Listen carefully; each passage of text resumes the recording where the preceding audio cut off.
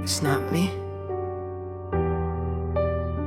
It's God, kasi kung ako lang to, matagal na akong patay o nakulong. It's really God's grace.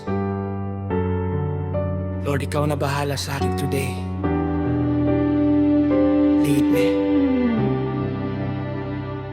Hindi ito yabang, hindi ito drama, hindi ito pa-impress. Ito yung klase ng katotohanan galing sa taong dumaan sa sarili niyang gulo, dilim at pagkasira. May point talaga sa buhay na aminin mo sa sarili mo na kung ikaw lang ang nagdala ng sarili mo, matagal ka nang nawala. Na kung disiplina lang ang puhunan mo, kung talino lang, kung lakas ng loob lang, kung prinsipyo lang, hindi ka abot dito.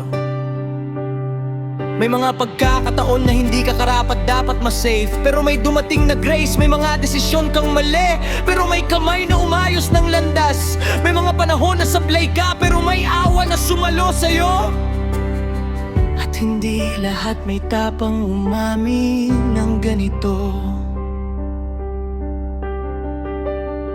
kasi mas madali sabihin na kinaya ko to mag-isa. Strong ako, self-made ako, disiplina ko to, mindset ko to.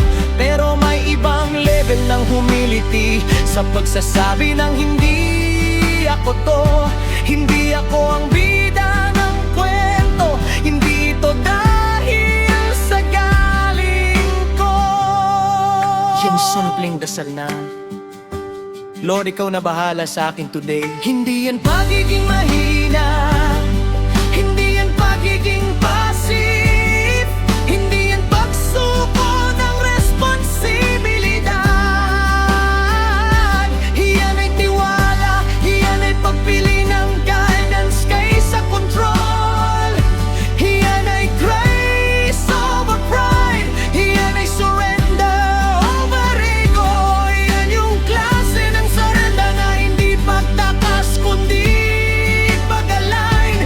Kapag dumating ka sa punto na hindi mo na inaangkin lahat ng credit ng buhay mo, saka ka palang nagkakaroon ng espasyo para pangunahan ng Diyos ang direksyon mo.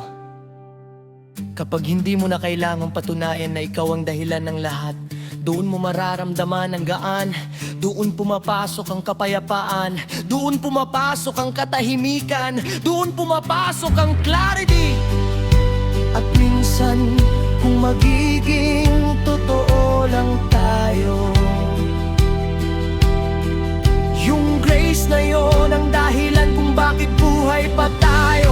Bakit hindi tayo tuluyang naligaw? Bakit hindi tayo tuluyang nawala? Bakit hindi tayo tuluyang nasira? Hindi dahil ang galing natin, hindi dahil ang tibay natin, hindi dahil ang talino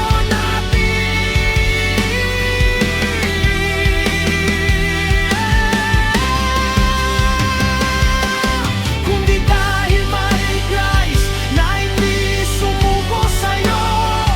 Kahit sumuko ka na sa sarili mo.